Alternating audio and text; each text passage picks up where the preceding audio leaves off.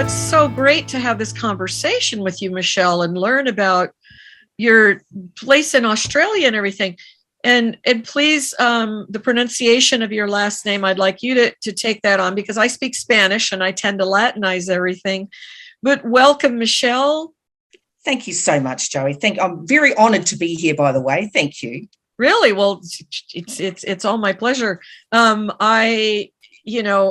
you please, I do want to hear how you pronounce your last name. Oh, my surname, sure. So my surname is Uriarau, and it's actually Cook Islander, Rarotongan. My father's from Rarotonga. Okay, there's that. And why did I decide, here's the thing, I want my audience to see, because why I decided to reach out to you was this article. You are in the 11th Hour blog. You connected with Jennifer Billick, and I understand that you had this burning desire to write this piece, and she invited you over, I know, for this. Stay real, stay human. You want to pronounce that in your, and what is the language? Sure. So it's the Māori language. My mother is Māori. So on my mother's side, Ngāti Kahungunu, Ngāti Henipare, and Ngāti Mahu. So Ngāti Kahungunu is the broader tribe, and then Ngāti Henipare and Ngāti Mahu are the sub-tribes. So that's where I'm from. And I was raised on my mother's side, like in New Zealand, born and raised in New Zealand. Now, the video that I made for our YouTube channel for Wāhine Kōrero, the most recent one, Stay Real, Stay Human, that you see on the screen, that's the Māori language, and you pronounce it Noho tūturu, Noho tangata. So stay real, tūturu's real, and tangata is human or people. Well, you know what we would do with this in the United States is make it into a bumper sticker. Yeah. That's a good idea, actually. I was going to say it, but yeah, I was going to say, since, we've had a little bit of talking before I know I turned the record button on, and the idea around Australia being a very large country as well. You were telling me, Melbourne, I guess, is the closest large city from where you are. Is. And Melbourne has completely bought hook, line, and sinker the whole, as we say, TWAW, which is trans women are women, which means it's been captured, absolutely captured, right? So please tell me about the article. I mean, I read it, but I would like you to tell the audience about this article, who you are, all of this. Let's go for it. Yeah, sure. Okay, so I'll start at the beginning. I'm a co-founder with Diane Landy of Wāhine Kōrero, and we're a group, that means Sovereign Women Speak, and we are a group of Indigenous or Native women from New Zealand. Although I live in Australia, I am Māori, and the Landys, they live in New Zealand. So we've met on the internet through our concern over transgenderism and how our culture has been horribly appropriated by it.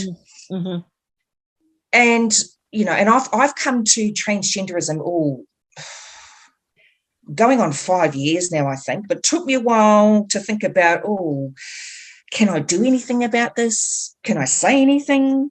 Anyway, so we decided to create Wāhine Kōrero. And, as I'm not sure if your listeners are aware of this, but, Indigenous women aren't really heard much, or paid attention too much on for most things. Gee, why do you think, what is that? What's going on there? I'm not sure. I can't imagine. And it can't possibly relate to what happens in the United States. No, not at all. Everywhere, right? It's what I talked with Karen about, is it not? Do you experience the same thing? If you open your mouth, people are, what's she going to say? So I've actually been told, even though I live in a very safe conservative seat, so I'm in country Victoria or regional Victoria, and so we're not as woke here as in Melbourne. Like you can, it's almost like you can feel it in Melbourne. You go there, it's a very, very different place. But there are a few people here that are definitely woke, and I've been told by a few people to my face that I'm a TERF, that I am a dangerous person to know. I'm a dangerous woman to know. That's what I was told. And I'm actually used to that, because before all this activism with transgenderism, or women's rights, really, is what it's about. You know, it didn't really matter my opinion. My voice would be heard, providing my voice spoke the right words. I had the right attitude, you know. And there were always, I guess, preconceptions. You know, people had this notion of who I am. I mean, first of all, I'm a woman. I'm pretty sure most women go through that. Doesn't matter your skin color, but you add skin color and culture on top of that, then you've got a bit of a different mix, you know. And I'll be honest, a lot of white women, they really are blind to it, like men are blind to sexism, and that is a fact, whether they like it and accept it or not. You know, myself and the Landies have had to say this outright to other white women, Pākehā, well, we call them Pākehā back home, about their attitude towards not just us, but about Māori in general, you know, on our side of the fight. You know? So anyway, so getting back to the article, I started thinking last year, we had made submissions to New Zealand Parliament, 2 submissions, challenging or against legislative bills that they had, that the New Zealand government had put forward to New Zealand Parliament. So one of them was the self-ID bill. Okay, so that's where once every 12 months, someone can go and change the sex or now gender on their birth certificate if they so choose to the opposite sex. And the other bill was the so-called Conversion Practices Prohibition. Now, the self-ID, it passed unanimously last year. By the way, if anyone has watched my YouTube video that I'm talking about, I got that mixed up in the YouTube video, and I did say that down the bottom, but I'm just making sure that I say it now. So the self-ID passed unanimously in New Zealand, even though they have a Labour government. It was a Labour-led legislative, you know, legislation. The National Party, just everyone voted for it. They did not see. I need to understand. So you say Labour Party. The only Labour Party that I'm familiar with is the one in the UK, which was kind of equivalent to our Democratic Party here in the United States in terms of being more liberal socially and all that. So you have the Labour Party as well in New Zealand. And do you have that also in Australia? Is it? Yes. Are they the same? Or are they different? They're different bodies. No, they're the same. Really, it's like the party exists for both, but they're split like that. And then what is the opposing party, the majority opposing party, if that's the case? That's okay. So here in Australia, we've got Labor and Liberal. They're the 2 major parties. So, and that's the confusing thing. So when everyone else in America talks about, and Canada talks about, Liberal, you know, that's the name of our Conservative Party here in Australia is the Liberal Party. Of course, because you're down under and flipped around. Great way of looking at it. Yeah, okay. Yeah, so that, to be fair, that actually confused me when I was listening, you know, when I was trying to come up to speed with all the trans stuff. People saying these Liberal, and I'm thinking, what? But yeah, anyway, so it took me a while to get my head around anyway. But in New Zealand, the Conservative Party is called the National Party. So they're not in power at the minute. It's Jacinda Ardern's Labour Party that's in power at the minute. Okay, so the self-ID bill passed. There is a clause in there, I believe, that stipulates that businesses will not be expected to have just unisex toilets or bathrooms. But that does not mean that businesses don't have to, I mean, they can do what they want. That's the way I read it. Anyway, and then we also submitted on the so-called Conversion Practices Prohibition Bill. By the way, they admitted that they had not had any evidence of any conversion practices happening in New Zealand for the last, I think it was 30 years or something like that. That's not to say it's not happening, but to devise legislation based on no evidence, you know, you would think, all I'm saying is that you'd think that they would do the work required, because that's usually what legislators, well, that's what they get paid to do, right? Anyway, for that particular legislation, or rather that when we made our submissions. I think they had over 100,000 submissions, and not just from New Zealand, but from like worldwide. They actually opened up submissions to overseas submitters for both those bills, which I believe is the first time that New Zealand had ever done that. Oh boy. And yeah, I would say they did it, just guessing, haven't said this outright, but I'd say they did it to try and get more support from overseas. But what they found overwhelmingly is that they got more, people saying, don't do this. Yeah. So anyway, so our submissions were made both in writing and verbally as well. That's when Rex Landy, my sister from another mister, became really popular because she not only did, because we did our own mana Wāhine Kōrero submission, but she did her own personal one as well. And it was in her personal submission that she, I guess you could say, bumped heads with one of the MPs. Deborah Russell is the Labour Party MP's name, because in the middle of Rex giving her submission, Deborah Russell just up and walked away. These people get paid. They get paid to do all this work, Joey. We don't. We spent hours and hours, putting all these submissions together and writing, and we even rehearsed, to try and make sure that we could present it properly and all that kind of stuff. And here she is, she's walking away. So that was picked up by the media in New Zealand. And what Deborah Russell actually named Rex Landy in that article. She actually named her. So that's why Rex came back and did a video and said, yes, let's put that up on our channel. So I did. And that video where Rex Landy is taking Deborah Russell to task is, I'm pretty sure, the most watched video on our YouTube channel.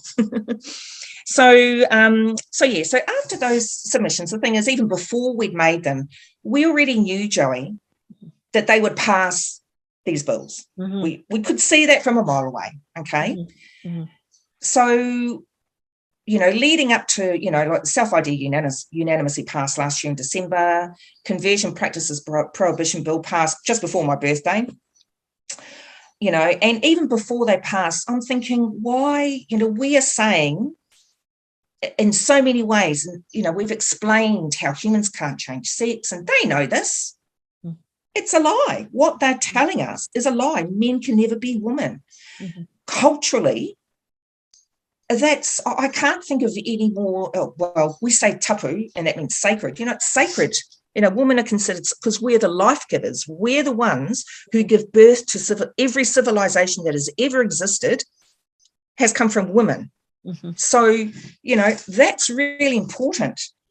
We can't just have it wiped away by this ideology, but they're doing it anyway. So I was thinking, Jennifer Bilek's been out, she puts out such great work about transhumanism. It's not talked about that often, I've noticed. Like, I've noticed that, in the women's rights movement, we talk a lot about, the transgenderism, it's all a cult, and which it is, by the way. It actually is a cult. Mm-hmm. That word is a throwaway word. People use, try and throw that label at people, that aren't even cults, because they don't understand what a cult is. But anyway, but transgenderism absolutely is a cult, but not many people talk about it other than Jennifer Bilek, one of our allies. I haven't asked him if I can say his name, Joey, so I won't say his name just in case he doesn't want me to. And he's a fabulous researcher. I think her name, she might be from Germany, a feminist called, I might have this wrong, so I apologise if I got her name wrong, Lillian Hallowoman. Yeah, it takes a while, right? It's this journey. And as you're telling me this stuff, I wanted to ask you to put it in the context of time. What was a peaking moment for you? And when did that happen? Yeah, absolutely. Okay, so I decided to homeschool my child back in 2017. And that was because of an incident that she went. I was working at the school, by the way. I'm a singer and I'm a singing teacher, vocal coach. So they'd hired me to take private lessons, singing lessons at the school, the same school my daughter went to. So that suited me perfectly, because I used to be a working musician before homeschooling. Anyway, so there was an incident at Ruby School, and it was a racist one. And it wasn't just from kids, is different, between kids that's different, but this is her teacher. So her teacher stood her up in front of the assembly of grade 3s and 4s and accused her of stealing. Now, that is actually quite common with Māori children. We get accused of stealing all the time, even, if something's gone missing, you know what I mean? That seems to be the attitude towards us.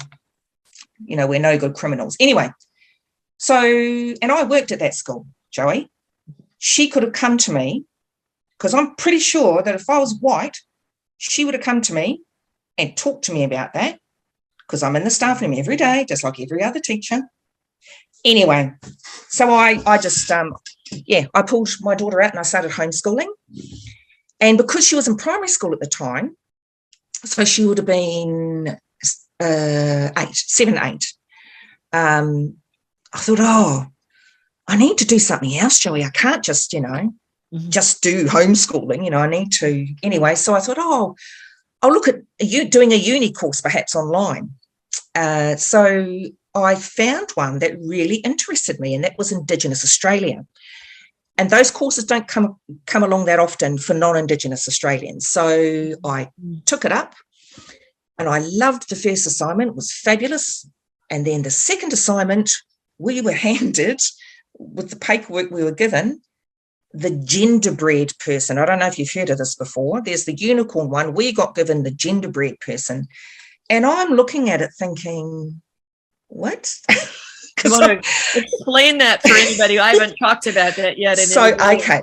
So the genderbread person, it looks like nothing against 5-year-olds, but, when you're at academia, you don't expect a drawing within your material that's been, drawn by a 5-year-old. Yeah. And it's this idea that people can be, through the use of the genderbread man, they call it gender bread person. Anyway, that you can be whatever gender you like. And it's got arrows pointing to the brain, male brain, female brain, then the genitals, male genitals, female genitals. And I'm just looking at this diagram thinking, what on earth has that got to do with Indigenous Australia? I'm not Indigenous Australian, but I've never ever heard of them talk about genderbread people, or anything like that. And not only that, I just had a gut feeling about it, Joey.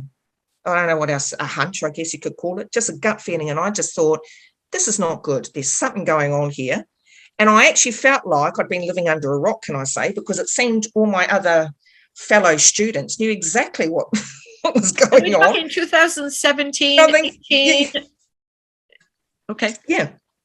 So it was end of 2017, beginning of 2018. And I'm sitting in these, online, discussions, and they're all going on about gender and non-binary, and I'd never heard of these terms before, Joey.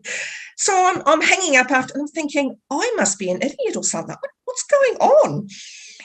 So I kept it to myself for a while. I thought, no, I want to do some digging on this. So I did, and I'm so glad I did. That's how I came across the feminist community, online community and offline community in Australia, a group of wonderful women. And can I just say thank you so much from the bottom of my heart to all the feminists that you know who you are, who have helped me, informed me right from the get-go. And I was horrified. I ended up pulling out of that course, Joey, because I could see that I either had to kowtow and pass, or be honest and be failed. Either way, I'm paying for it. You still got to pay for the course. You see what I'm saying? So that was my peak moment. I didn't, I just had to see that picture, and that's what set me off. I thought, So then you went down the rabbit hole and started learning and all this stuff. Now I want to ask you personally. So did you consider yourself a feminist? Do you now, or anything? I didn't before. I've never thought about feminism, I'll be honest, probably because being Māori, like I was raised in my culture. So, I grew up watching my elders, my parents talking about land rights. You know what I mean? Like that was our focus is, from my understanding with most Indigenous people, retaining land and upholding the Treaty of Waitangi, all that type of stuff. So feminism was never really talked about. And I mean, the only time I do recall asking one of my aunties about it, and all she said was, "That's for white women." That was it, and I'm like, oh, okay. And I never thought about it, beyond that. And now? Yeah, feminism is so important, I think. How do you relate to it? Yeah, sure. So I relate to it as, firstly, actually, as wahine, so as a Māori woman, because, to be fair, in our culture, Papa Tūnuku, Mother Earth, we believe we come from, I've never heard my elders talk about us coming from apes. I'm not saying that we didn't, but I'm just saying, that's not part of our mythology. But, we believe that we come from Mother Earth and Father Sky. So Papa Tūnuku is Mother Earth and Ranginui is Father Sky. So in the beginning, there was darkness. There was Mother Earth and Ranginui. And then when they parted, it was actually their children. This is the story. Sorry, hope you don't mind me telling you this. The children that they had became the gods, the god of the sea, god of the forest and all that.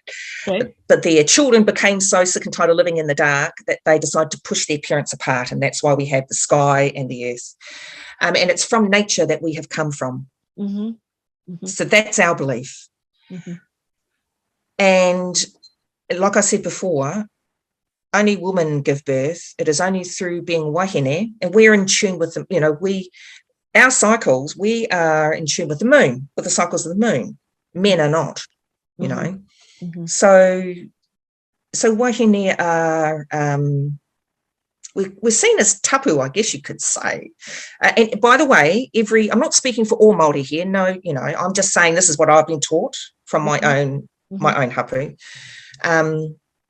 So when it comes to feminism, I really appreciate that they put, woman first, because to me, that's what I was taught. Without women, you have no civilization, you have no people. He wahine, he whenua, that's it is by woman and by land that the people are given life. So there is no life without wahine. Without woman, if that makes sense. So that's where I start with feminism. And then all the politics within the feminism movement. I mean, that's something different, aside from that. But like I tried my best to really get up to speed. I did read, I definitely read some stuff on feminism. I listened to podcasts, I did all that kind of thing, Joey. And I still need to do a lot more, to be honest. And I've come away with the thinking that, gosh, why did I not know about why did I not know about all this stuff? Because it's so important and especially for girls, so it's one thing. And you're raising a daughter. Yeah. So I'm so glad that I've come across it as a homeschooling parent, because that is one thing that we talk about, I mean, I must admit I did resent having to tell her about the transgender stuff because she's a kid. But unfortunately, because it's going on in the world, she needs to be aware, to be able to protect herself, et cetera, et cetera. So she's well aware. She's something, and I consider myself lucky. Had she stayed at school a bit longer, I don't know that I'd be sitting here saying that to you today, Joey. I'm not sure. I don't know, because it's pretty bad out there at schools. It's not even really a lesson. It's more a culture, I guess you could say. It's just an expectation that if someone claims at school, if that boy at school claims that he's a girl, then he is allowed to go into the girls' changing rooms, hang out with the girls and the girls are not allowed to say anything. That's what I'm starting to see come through now. So it reminds me of talking with Amy Ichikawa a while back when she said that she showed up to the Wii Spa. Did you hear about the Wii Spa thing in California, did. Right? I absolutely did. She said that she had no idea that the word woman was even up for discussion. Yes. Let alone that it was being erased in language and law.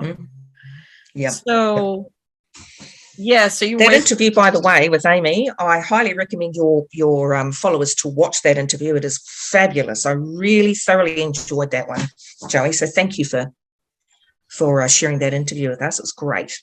Awesome. Yeah. And that's the other thing. The idea of when I'm asking you, when did you peak and what did you do?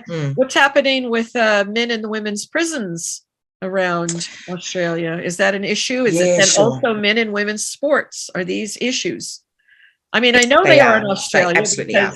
Beth Stelzer, who created Save Women's Sports here as a coalition, in America. Yeah. And then Australasia started off, right?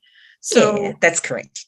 So, yeah, is there any connection that you see with that, or what's happening with the men? Are men being allowed in women's prisons as well in Australia? Do you know about that?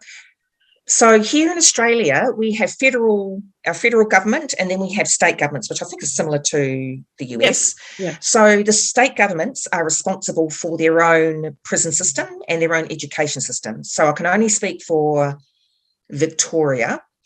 And I can tell you that in Victoria, men are definitely being housed in women's prisons, but it's not being spoken about.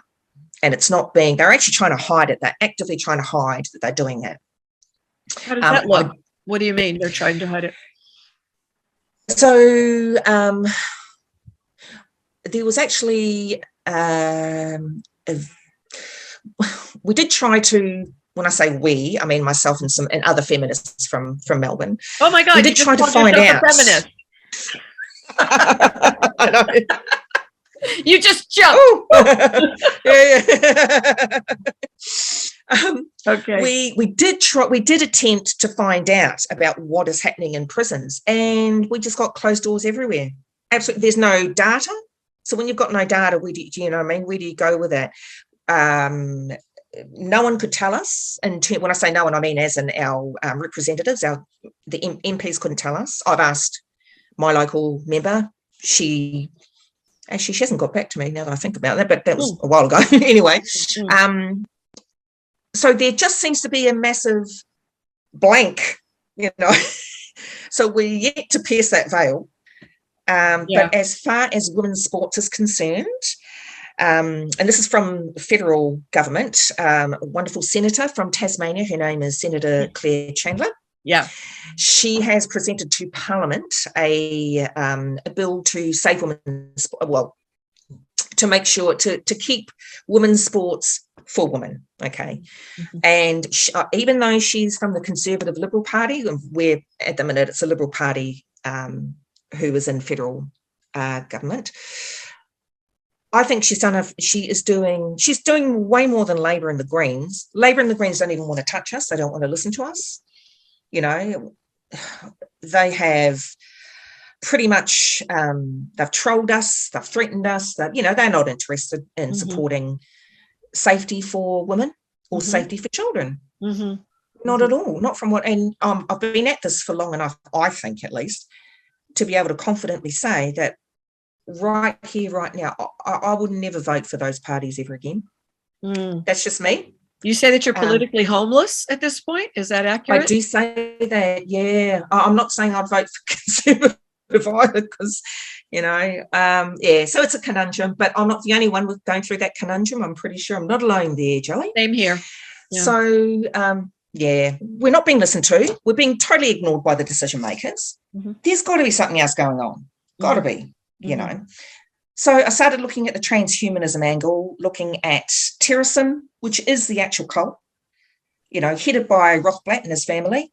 They're nutters. Like they've even got an entire creed. That's what cults do. Yeah. Arcus Foundation as well, although I haven't really had a chance to really, dig deep to that, but I will get to it. And it struck me that, hang on, women's rights is very, very important. We must keep talking about that. But we're not making the connection between transgenderism, transhumanism, and the fourth industrial revolution the way that we should. Because people are more receptive when you talk to them about the fourth industrial revolution. And there's a reason for that. It's because it's all out there. Like the World Economic Forum, headed by Klaus Schwab, makes no secret about the Great Reset, own nothing and you'll be happy, all these, boardroom buzzwords, corporate boardroom buzzwords. And he's the architect of it all. But we're not presented with it in its entirety, if that makes sense. Transgenderism and the laws that come with transgenderism, self-ID, you're faking who you are, and then again, conversion practices prohibition, where they tag on gender identity, so that in law, and it's, by the way, conversion practices prohibition is actually aimed specifically at children 18 and under. Okay, so in other words, they're saying children, if they come out and say that they feel that they're the opposite sex or that they're non-binary or any of that rubbish, they must be affirmed and must be medically castrated. They don't use those words, but they should, because that's exactly what they're doing. You're talking puberty blockers? Correct. I'm talking puberty blockers, cross-sex hormones. None of that stuff belongs in a child's body. None of it. Unless there's some specific medical reason, obviously. So anyway, with those laws, Joey, the way I saw it, it suddenly dawned on me. I'm thinking, hang on, Klaus Schwab is going on, not just him, but all his partners and et al., and Martin Rothblatt, about how we need to prepare ourselves for the coming of transhumanism and humans becoming cyborgs and robotics being part and parcel of our lives. Well, these laws actually open the door for that to happen, because these laws introduce the idea of our society not being human-centered, if that makes sense. That's how I saw it. So when I put this all together in my head, I thought, I better write that down. So just so that I could see it, and think about it. And the more I looked, and I'm still looking, can I just say, I'm only just at the start of this, Joey. In many ways, I feel like I'm a bit behind the 8 ball.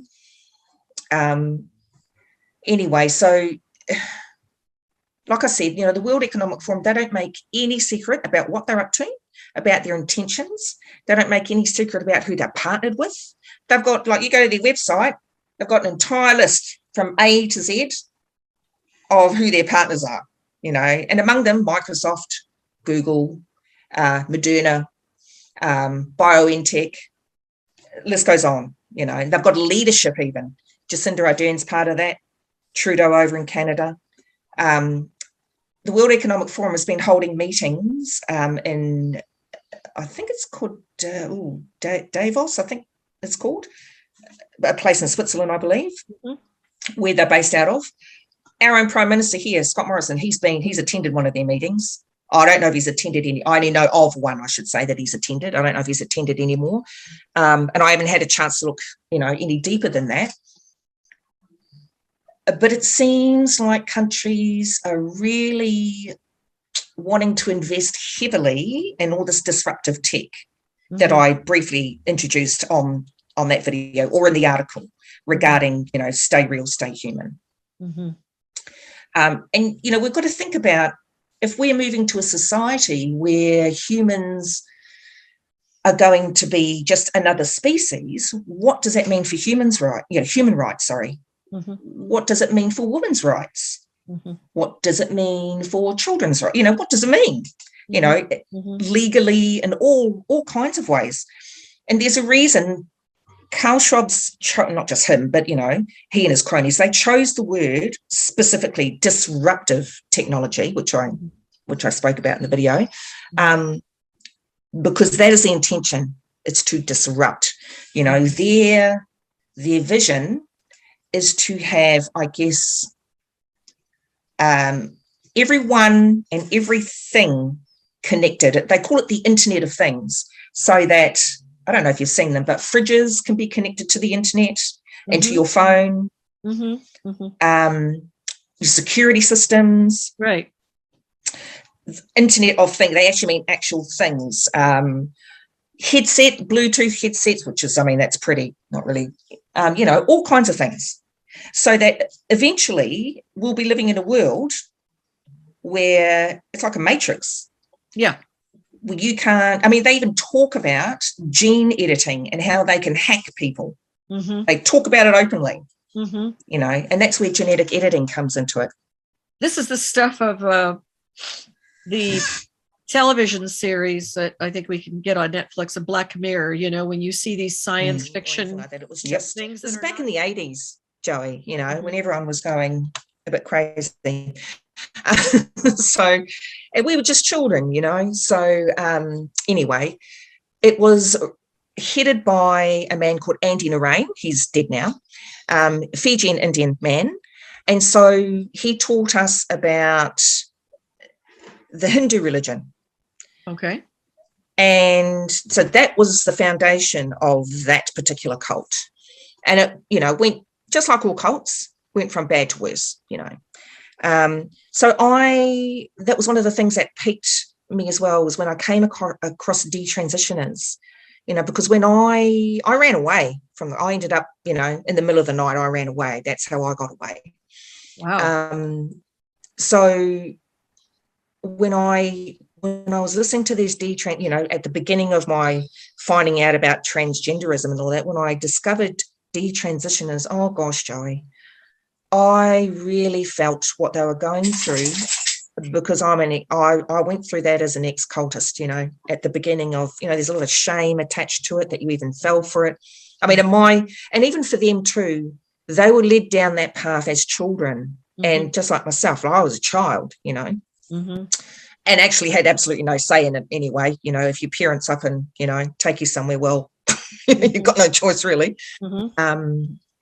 It wasn't both my parents, by the way.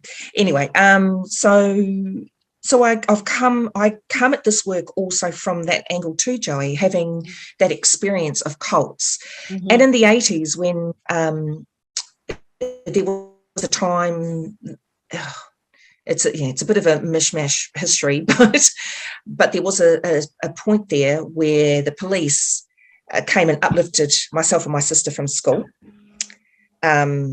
and took us out of the cult for some time.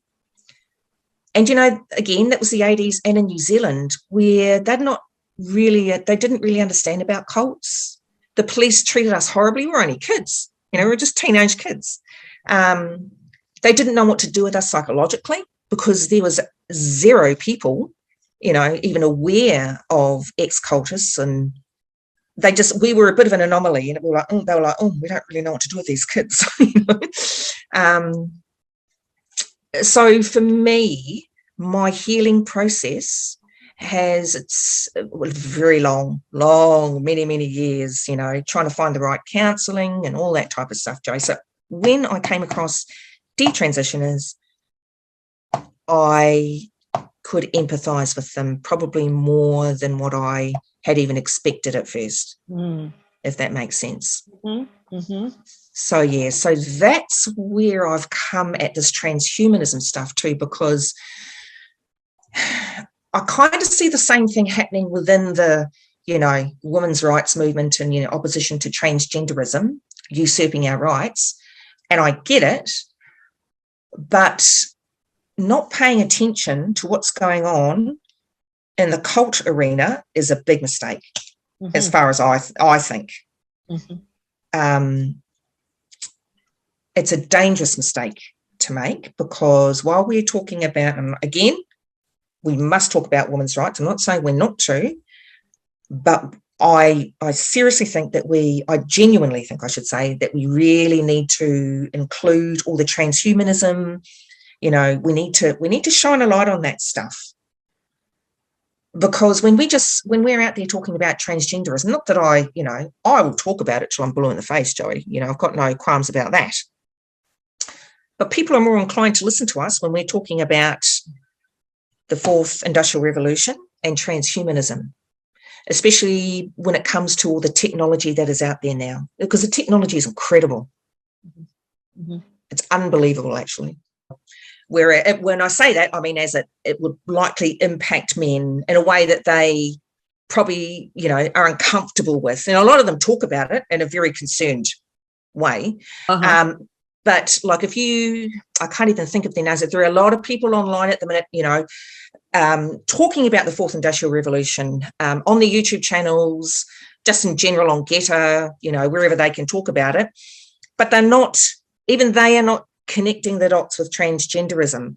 And while I've not tested out my theory, I'm pretty sure that, linking transgenderism and the laws and the legislation that has been passed as a result of everyone believing that transgenderism is real will eventually lead to, bringing in pretty much a lot of the technology, the disruptive technology that the Fourth Industrial Revolution is talking about. Mm-hmm. I think that angle is probably going to be more, I guess the word is digestible for them, rather than just saying, that man's not a woman. He's not allowed in our bathrooms, not allowed in the girls. You know what I'm saying? I think, like I said, that's just a theory I've had. I have had a bit of feedback from my video, from the video on our Wāhine Kōrero YouTube channel, from people who normally don't follow us, but are following the Fourth Industrial Revolution and everything that comes as a result. So sorry, I kind of tested the waters there, but that wasn't intentional. I don't know how they found the video. Possibly through Jennifer's blog, maybe. I'm not sure. Yeah, but that's, like I said, that's just what I'm thinking, Joey. And the other thing around why is it hard to speak with people about the dangers of transgenderism? I know that what I experience here in America is, to even bring it up, there's the bristling right away. And I think it comes from more people that have been used to being socially liberal and nobody wants to see anybody get hurt and all that. It's just it's that same be nice thing. I don't want to get into anything that's going to hurt people's feelings, and they've dismissed women among those things of feelings and hurting people's feelings. I don't want to hurt. Really, they're saying, I don't want to hurt any men's feelings. Yeah. Well, the left, have always positioned themselves as being, tolerant to minority groups. So they see transgenderism as a minority group. They don't only see them as a minority group, but they also see them as a minority group within other minority groups. So, one of the first things I'll get told by white people is, well, you should go back to your elders, as if they think I haven't. You should go and talk to your elders, Michelle, because the Māori culture always accepted transgenderism. This falsely aligning transgenderism with, and not just the Māori culture, but with every other Indigenous culture that I've come across anyway, making out as if transgenderism, or the idea that you can, or that our people were liberal with sex and, all that type of stuff. It's just not true. I didn't have to go to my elders for that, but they did confirm. They're erasing our history without even realizing that that's what they're doing. And here they are thinking that they're supportive of minority groups. I've never known legislation to pass so quickly and support to be garnered so swiftly for a minority group, a so-called minority group like the transgenderisms, over Indigenous people. Like, we still don't have there's no treaty here in Australia for Aboriginal people, between Aboriginal and the government. And that's been ongoing for, ever since I can remember, Joey. So, these people that tell me, arrogantly to refer back to, they send me back to my culture, Joey. They haven't thought about this. They don't even, and the moment I say to them, we've got a treaty. The Māori people have got a treaty, an active existing treaty with the Crown. And still to this day, it doesn't matter whether it's Labour or National that get into power in New Zealand, they will only refer to that treaty when and if it suits them. Always been that way, And so these people don't even think of that. They don't consider that. They don't consider how harmful it is to our culture to make out that, we believe that men could be women. Mm-hmm. I've never even heard of autogynephilia in our culture. I can't even see, and when I say I'm talking, pre-colonization, Joey, like, our culture is just very simple, very practical. Mm-hmm. Those times it was about survival. Mm-hmm. It wasn't about lying around thinking, making up stuff in your head that you could be a woman if you're a man. You know what I'm saying? That seems like a very luxurious thing to do. And our people just weren't, it's just not in our history whatsoever. Yes, our rangatira, which is our chiefs, our leaders of hapu, usually had more than one wife. And it was to ensure the continuation of our whakapapa, of our people, right? So if I may, sorry, just sort of something, going back to feminism, when I first started reading about feminism and all that type of stuff, it took me a while to understand the idea that women should have abortion rights. And I'll tell you why. And that's because for us, our culture, we were almost, erased from the earth, pretty much, you know what I mean? So this idea that women would willingly, or wahine would willingly get rid of their pepe, it's not something that's encouraged, I should say, within our culture. But I now understand, that's pro-choice, not pro-abortion. That language thing again, they're always, playing around with the language to suit them. It's not pro-abort, it's pro-choice. Life is not black and white. It's not like there's, I don't need to tell you this, but, there's a whole heap of other things they could be doing to support mothers, but no, that's too hard, that is. So can you tell me what's going on then with Aboriginal children, and how is it that Māori children were not involved in that? Yeah, there's a few theories around, just to address them out, why it didn't happen to us. Yeah, there's a few theories. Well, first we had a treaty. And even though it was ignored pretty much once the ink was dry, we still had that treaty there, I could say. They wanted to make sure that they had a treaty with Māori. So I would say, that's just my guess, Joey, that's one of the reasons why they didn't go there. But Australia was fair game for the Aboriginal kids? Well, once white people landed here, they declared back to the Crown that this land was terra nullius, which means no one here, which was a lie. They lied. Yeah. There were thousands of tribes here of Aboriginal people. So because that was the foundation for the creation of Australia, like you say, they were fair game. They were hunted. It was awful. Yeah, even where I live, the country I live on, there's some harrowing stories about what went on. Yeah, really, really, really, really bad stuff. You said still going on. I mean, are there still kidnappings of children? Not so much kidnappings, it's done in a different way. So, and again, like I said before, life isn't always, black and white or anything like that. So there's a lot of, complexities around this as well. I'll say this about some Māori children, some Māori families, their kids definitely need to be taken from them. There's just, no two ways about it. But what I mean by there's still a stolen generation going on, it's almost like, and I'm thinking you'd know what I'm saying, where I'm coming from with this, it's almost like Aboriginal families are targeted. That's what it seems like. Because here's an example. Used to know this single mother, white Australian lady years ago. She's since moved away from the area, but she'd leave her son at home alone. Like, he wasn't at an age where he should be left at home alone for hours at night, while she'd go out visiting and all that time. And when I realised this, I said to her, do you realise if you were Aboriginal, and she'd been doing this for years apparently, said if you were Aboriginal, your boy would be taken from you, no questions asked. Do you understand how? And see, that's what we see as privilege. It's not really privilege, but no one should be leaving you should not be leaving your kids at home alone ever. Doesn't matter where you're from.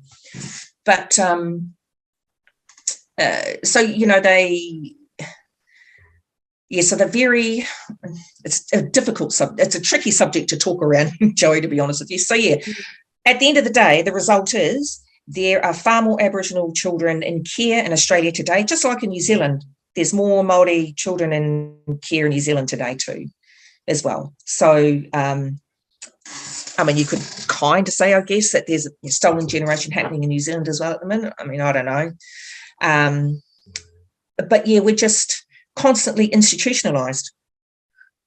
So the reason I bring this up is that what we're seeing in the United States, going back to this transgenderism, if this is truly what I believe it is, which is a decades-long campaign to unmoor us all from our sex bodies, and if it's really about capitalism, as a main driver, if it really comes down to this idea that there's an industry that is leading us possibly towards literally wanting to surrender body parts for a fad, for a religion, a new whatever, right? The thing that we're seeing in the United States is that this thing all started with white families that pretty, as I've said, middle class and upper middle class families. Absolutely. And then literally amongst some elite, celebrities, things like that. People had money and could go to doctors and all that, because it wasn't at first, it did cost a lot more money. And then the insurance companies started to come in and they just started to, get everything down to the point where we have Planned Parenthoods, all over the country, right? Dispensing this stuff.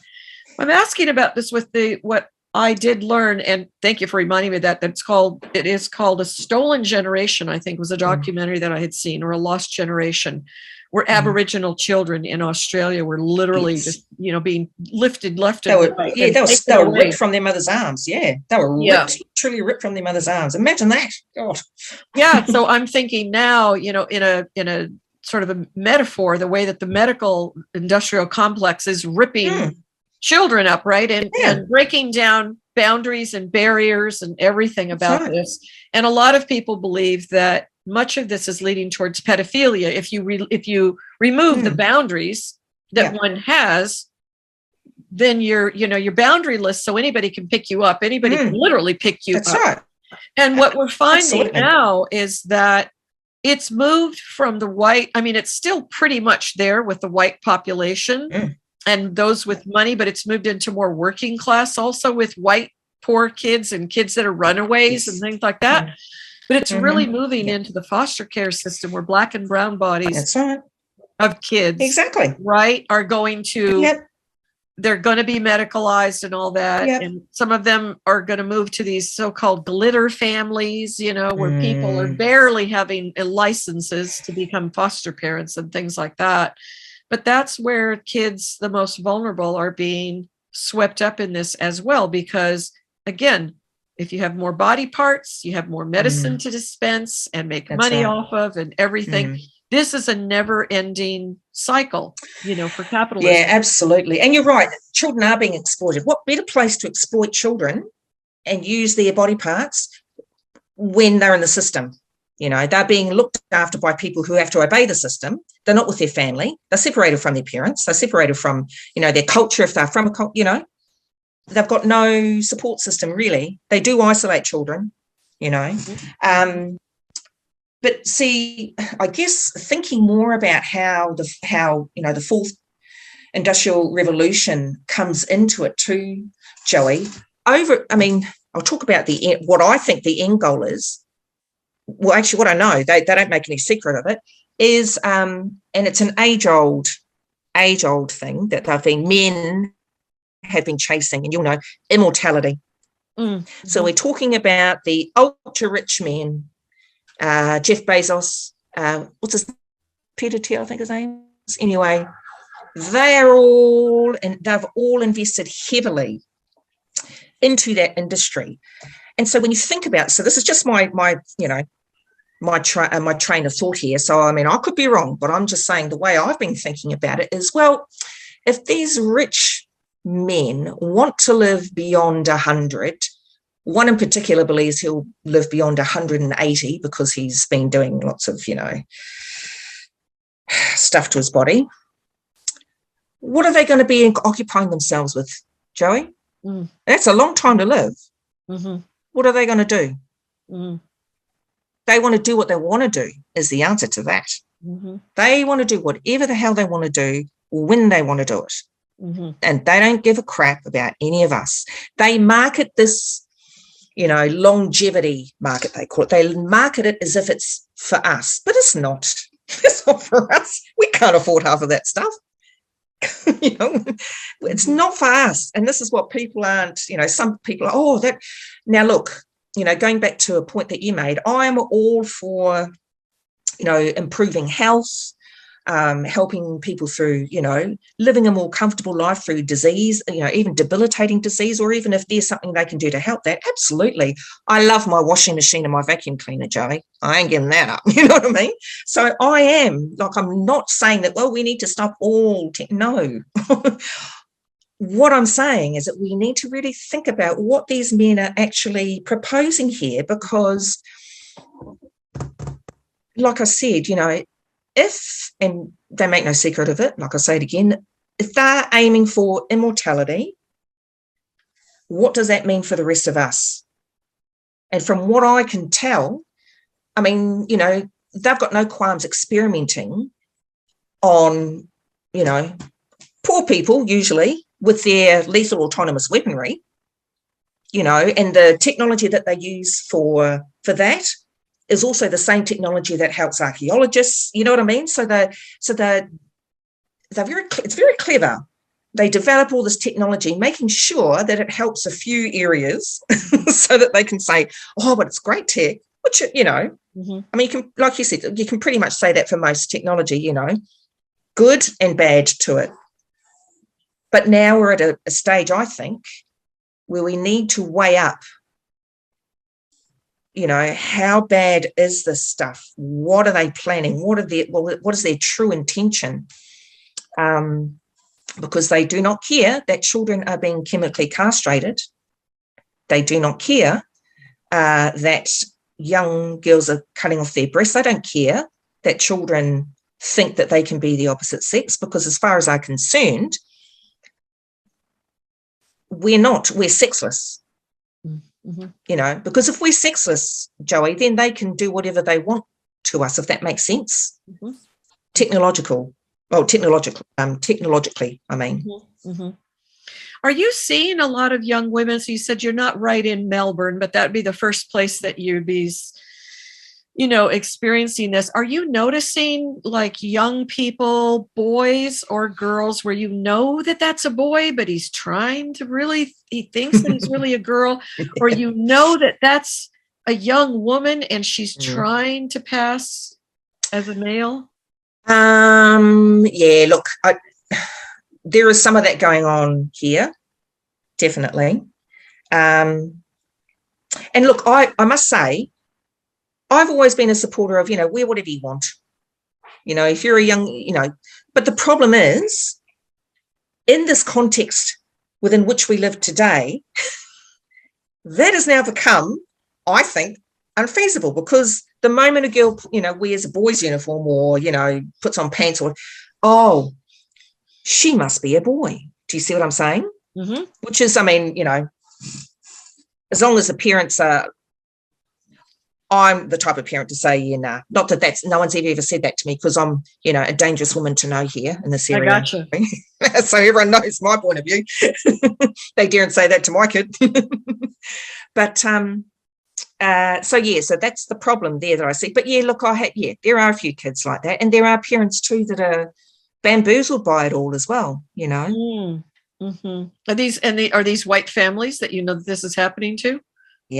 Yep, white families. And look, I know that we've been, not us directly, but I have heard some people, within this movement saying, it doesn't matter that white men are leading it. Yeah, it does. For us, it does. Because it's not, they never gave a crap about how Māori felt inside before. They don't give a shit about how we feel. I hope am I allowed to say that word? Sorry, Joey. But they've never cared about how we felt before on the inside. You see what I'm saying? So why would they care now? There's got to be something more to it. And it's not coming from us. It's coming from white, and that is an important aspect for us to understand as Māori. We need to know, no. This is not from our, from our culture whatsoever. Mm-hmm. It's not been created from us at all. Mm-hmm. It's come from, from as far as I can see, it's come from America, from academia, which is nothing to do with Māoritanga, nothing to do with our culture. Mm. And the other thing I wanted to ask you is, since it sounds like you have not come from a background of looking through a lens of feminism and all of this stuff that you said. So at the same time that you've been triggered about this transgenderism, you're also waking up more, and correct me if I'm wrong, that you're waking up to feminism and you're starting to look at that. I mean, it is an ideological system as well. It's a way to, it's a lens, right? It is. Have you experienced, we've touched upon it a little bit, this thing around just flat out, racism. I mean, that happens all over the world in different ways. And it's something that you touched upon earlier. Are you feeling like the more that you learn, or as you're delving into some reading and studying about feminism and having experiences with, like, talking to me, are you experiencing any kind of appropriation or anything like that of what you feel is either your culture, or that there are white feminists that absolutely really have no clue of who you are, or want to try to use you in some way as a woman of color? Yeah, absolutely. Can you talk about it?